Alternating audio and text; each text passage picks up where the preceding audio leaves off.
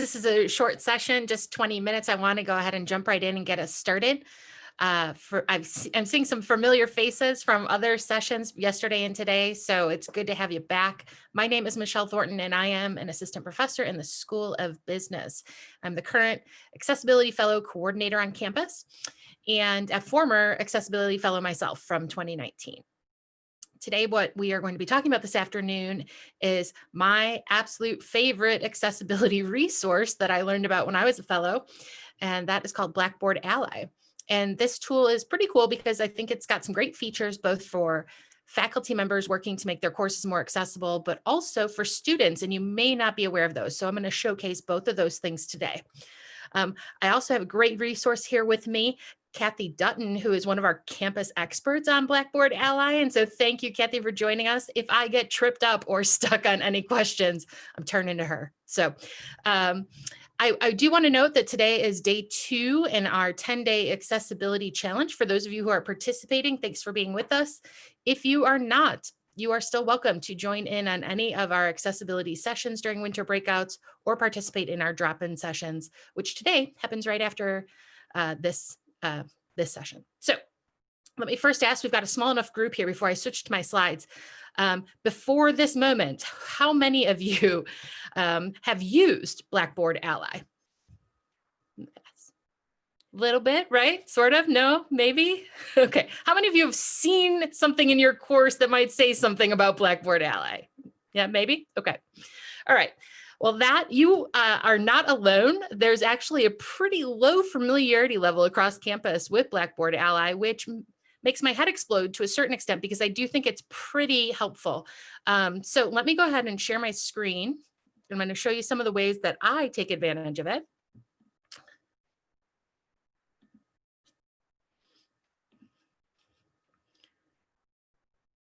I keep trying to share this as opposed to present it. So bear with me, we'll get it going. All right, can I get a thumbs up? Can everyone see the slides okay? Awesome. Okay, great. So first thing I just want to comment on, about a year ago, myself and Rebecca, in an attempt to try and kind of get a sense of where the campus was at with many of the tools that we had invested in regarding accessibility, pitched a survey out to the faculty. We had a little over 100 responses, and the big takeaway here, not all unlike what we just heard from the room, is that nearly half of the people were not at all familiar with Blackboard Ally. And really, when we started adding in another quarter, even if they had heard of it, they just didn't know really what the idea was. So you are in good company if you are somebody that is not familiar or does not use Ally. The great thing is it's pretty easy to ramp up to. So I'm going to talk about 3 different features. One is what I kind of like to think about as kind of the global use of it, and that's the course accessibility report. But then we'll walk through some file specific guidance. This is kind of what I like to think of as a navigator educational feature of Ally. And then the third part, like I mentioned earlier, is something that they build in and provide for students, and make sure that those of us who are faculty members know how to point our students to that, because it's not readily apparent, I guess, to some students that this is available as well. Now, for those of you who don't know me, I said I teach in the School of Business, but my background is in public health. And so I sadly use a lot of examples from the healthcare industry, and this is no exception to that. So I like to think of Ally as being a bit of a checkup for your course. And that means that it runs through a battery of tests and examinations to kind of check the pulse and see where this is at. If we think about a course as being fully accessible, as being healthy, Ally essentially kind of scans all the systems to try and see where it's at and let you know where the problems are so you know what to work on. I am going to share with you a bunch of screenshots from different courses that I have to walk you through how to kind of get to the places to use it. And then we will do some troubleshooting at the end in case what you're looking at doesn't match what I'm showing you. So this is one of my courses, and we're in the instructor view right now. And then in the left-hand toolbar, what you're going to see there is something called the Course Accessibility Report. Okay, this should be visual and showing. If it is not, I will again later on show you how to make sure that that comes up automatically. When you click on that link, it takes maybe a minute or so, depending on how much content you have in your class. I'll come back to that also. And then it's going to pull up this dashboard for you. Okay, so in this particular case, a few things I want to point out. Top left corner, you see an overall score. Now this one, I got a big pat on the back, 96%, I'm in the green. I will not take all the credit for this. This was a course that was developed for Online SUNY Pilot, and they are hawkish about accessibility in the classes. I had no choice but to get this one up into that range. But that's a starting point. That for any of you that are just getting your feet wet, that gives you sort of that baseline measure of where are you starting from? Are you in the red, in the orange? Got a lot of work to do, not so much. And then essentially, as we kind of move down this dashboard, the big thing here with that rainbow circle on the left, that tells you the number of items that were checked. This particular class, about 105, and that's everything from my Word docs, PDFs, PowerPoints, images that I have embedded in any of those things. And that essentially is letting me know that my score is based on the scan of all of those content items. Now, I still don't have 100%. This is not a perfect class. And so on the right, it tells us what we need to fix. They're smart, right? They either give you the opportunities to fix the easiest things or those with the lowest scoring content. And in this particular case, that's the same for me. It's 3 items. And what they're telling me is that they're fairly easy. So if I click on the start button there, it's going to bring me up the next screen to those 3 items, right? So quick scan of this, I see that I've got 2 PDFs that need some help, as well as 1 image. Now, a little hint, I will tell you that in most cases, PDFs are going to take a long time, way longer than I have to do as a demonstration today. So we're going to go to the image, and I'll show you how we fix that one. So same thing, you'll just click on that bar, and it then brings me up to, this is the second feature in Ally, and this is what navigates you through fixing content problems, as well as gives you all kinds of hints, prompts, and ways to understand how to do it better, okay? So this is an interesting one. This is an image that was just built into the site. As you can tell, it's got a logo, nothing really informative. This wasn't actually in one of my document types. It was just built into that SUNY Online site. And what they're basically telling me what the problem is, and that is that there's an image with no written description of what it is. So you see that over on the right in my explanation here.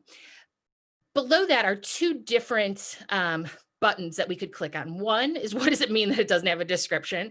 And then 2, some tips on how to write a good description. So if I were to click on those, what I would find is that for perhaps somebody that has trouble seeing or has any type of visual impairment, if we're conveying information with an image, we also need to provide an alternate description of that in text. So in this particular case, I have a couple of choices. I can write in a description here in the box below this and save that, then done. I also can just indicate that the image is descriptive, which in this case it is, but I'm not going to let myself off the hook just that easily so that we can see kind of how this would go. So if I were to edit the image description, in this particular case, I write that it's a decorative course banner showing SUNY Online and Oswego logos, save that, and you see I gave myself 100% for that problem area, if that makes sense. Anybody have any specific questions about how to fix this one very simple error in a Blackboard Ally report? And so this description that you wrote will appear below the image? It's attached to it. So alt text, it's like if you hover over it with your arrow, that's when it comes up. Oh, okay. All right. It's also tagged specifically for a screen reader. So if there's an image, then that will know to read what that description is to the person using the screen reader. So using a screen reader, will it actually read the parts of your image that say SUNY Online powered by Oswego? Will it read the text from that JPEG image? No, unless I write the text that's in that image into my description. Okay, so you would have to actually write the text. Yes. Michelle, I have a question. So if I fix a PDF file, let's say case study on Blackboard, and if I download it again, will I have like a new version that I can use for next semesters, or should I like do it every time? Yeah, great question. Awesome. So two ways. Yes, you could download it and save it. But also if you are like me and take the easy route and copy your course over from semester to semester, the fixes will carry forward. Okay. And if I download, it will also be saved Yes. in my download file. Okay, perfect. Thank you. Yeah. So it is obviously when you have to fix either a PDF or a Word document, it's certainly not as easy as just that one step that I did for an alternative image. But you do have the option to save that then when you're done doing the fixes, and then that will be what lives in your course. Or if you download it out of your course, that would also carry through. Now, Michelle, with I've had some that are kind of decorative images like that in my Blackboard, and I've just kind of clicked the one that says it's a decorative image. Now, what's preferred? Should I be actually editing the image description or? Yeah, great question. Okay. It's not so much about preferred, it's about what are you trying to convey with that image. So remember a couple slides ago when I showed you my doctor's office image, right? So the Right. whole slide was that picture. I was trying to convey something that there was no writing on the screen about, right? I was trying to give you an analogy to understand the concept of Blackboard Ally in the case of something else that you might be familiar with. In that case, it's not just decorative, right? Like I had specific meaning and intention in sharing that image, had to write the alt text for that one, Right. really important. Yeah. If I had just written that information out in bullet points and then put like a little, you know, like a nice little like swirly image in the bottom right, because I felt decoratively it looked more attractive. Then you would want to put just descriptive, and then it would just skip over it. Okay. Yeah. Or I'm sorry, just decorative, not descriptive. Yeah. So it's really incumbent on you to kind of think through, like, why are you including that image or that visual icon? Is it conveying something important? And if it is, write what it is. Okay. Thank you. Sure. Oh, as a side note, not to get, I'm happy to answer any questions, but we do have one whole specific session on alt text and how to do it, how to write good alternative text, when you need it, when you don't. And that's coming up. I can't remember exactly what date, but once I'm done with the slides, I can let you guys know. All right, so this feature, now we switched, I'm no longer in instructor view, I'm doing the student preview version of Blackboard. And this is what I think is really neat and probably one of the more overlooked features in Blackboard by faculty. So in this particular case, like many of you, I'm sure you've got a calendar, syllabus, all those good docs in your Blackboard classes. Right next to any type of content like that, that's like a Word or a PDF, you're going to see this A sign with a down arrow. Okay. That is Blackboard Ally's cue to let you know that they have alternative formats of that content available automatically for the students. So this is not something that you plugged in. This is a feature of Ally. Now, if I click on that down arrow, this is what comes up. So this is the available alternative formats that a student can download that content into. So as I was preparing for today, I'm like, wait, really? My syllabus can be downloaded into an MP3 audio format without me doing anything? And that is the case. Now, granted, I don't know that this is easy listening as somebody goes through that you would want to do for fun, but certainly perhaps somebody is in a position where they don't have access to their screen reader, or I don't know, maybe they're having difficulty with something on their monitor. I had a student tell me the other day that their laptop screen was just so small, they're really having trouble kind of seeing all the documents needed at once. So there are these different formats that can be automatically downloaded. The MP3, I think, is interesting and useful. Maybe even more importantly, though, for many of our students, we know they're accessing Blackboard through their mobile phones. And so you can download your content, or they can download your content into an HTML mobile-friendly format as well. So that, where it's responsive size-wise and things like that, that I think is really interesting and exciting. However, the big thing here is to let students know about it. I'm still not convinced. We know that you saw just from kind of my notation that lots of faculty aren't familiar with Blackboard Ally. I've got a hunch that a number of our students haven't looked to see that this is available to them either. Any questions about that? But yeah, how did this pop up? I missed it. Yep. I just, Okay, so Tom, I'm in the student view. You know how you can switch between instructor view and student preview. right, And next to the content material, you see this A and a down arrow. And right. I click on that down arrow, and then this pops up, the list of alternative formats available of that content. Oh, and it just pops up. All right. Yeah, pretty simple. And then you pick which one you're interested in. It's got the radial buttons on the left, and then you hit download, and it just did take a second, right? Like it took maybe, I don't know, 20, 30 seconds to convert it to the MP3 version. Probably depends on how long your document is. Is this brand new? No, that's the crazier thing. I mean, it's not like 10 years old.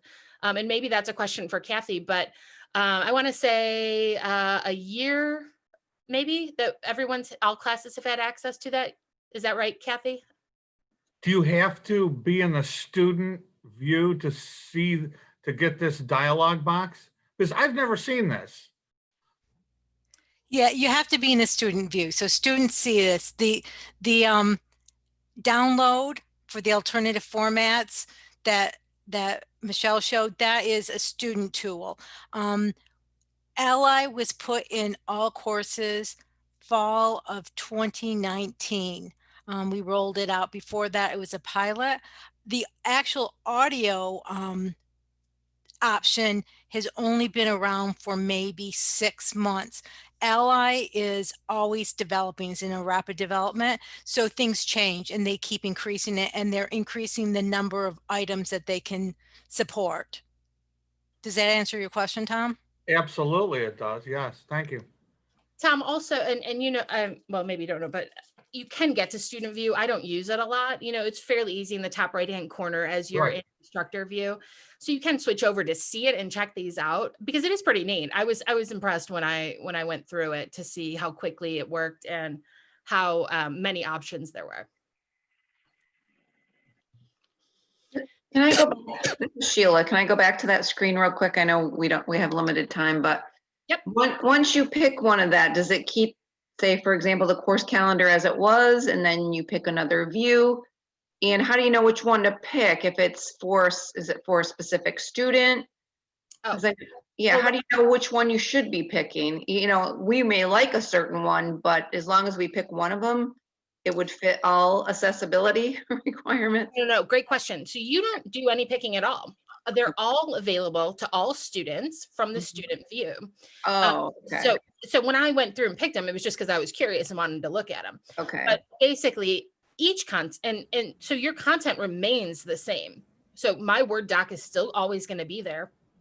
It's just Okay. the student has the opportunity to, if they choose, to download it in one of these different formats. Students that regularly, for example, if a student uses electronic braille, they know what format they're looking for. that makes more sense now, because I see this a lot in my course, and I've been going through fixing a lot of things, and I thought, okay, it's for their options. Okay, that makes more sense now. And Yeah. Sheila, students can download multiple ones. So they could download the audio and then they could go back and say, I want to see what it looks like as the HTML. That's good. And then it still is in their course as the original version. Okay. And they know about this? I mean, like, I think someone said, like, we should be putting this in our syllabus to let them know they have all these options. Do they know this? Has there been a lot of student training to know that they have these options, or? My instinct my instinct about what my students know is that they probably aren't aware of that this Right. is available. As whether or not there have been trainings specifically targeting students, I can't speak to that, Kathy. I don't know if students are told during like orientation and things like that. I'm not sure. Yeah, I'm pretty sure they're not. And we don't do Blackboard training for students because when we have, they didn't show up. We've written articles on our blog about this, but you know, you have to read them to find out, right? So I would say putting it in your syllabus is probably the best way to have students find out about it.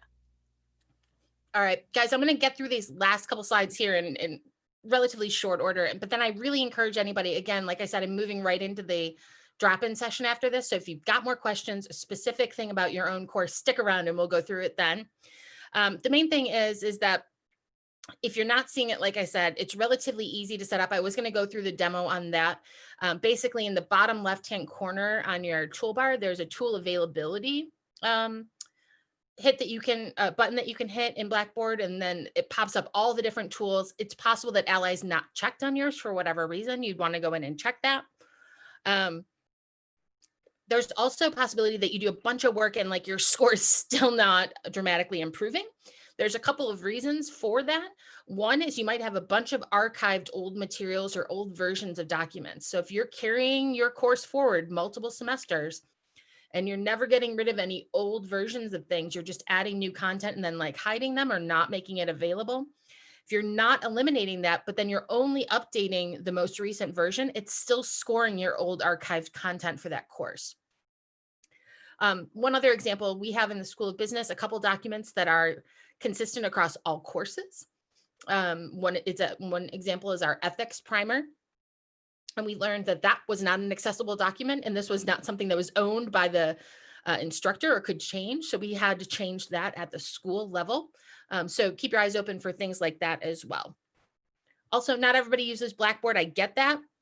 I am not an expert on the checkers that are available for other learning management systems, but what I do know is that there are ways to check content in all of these tools, and we do have a session on all of those checkers coming up next week as well.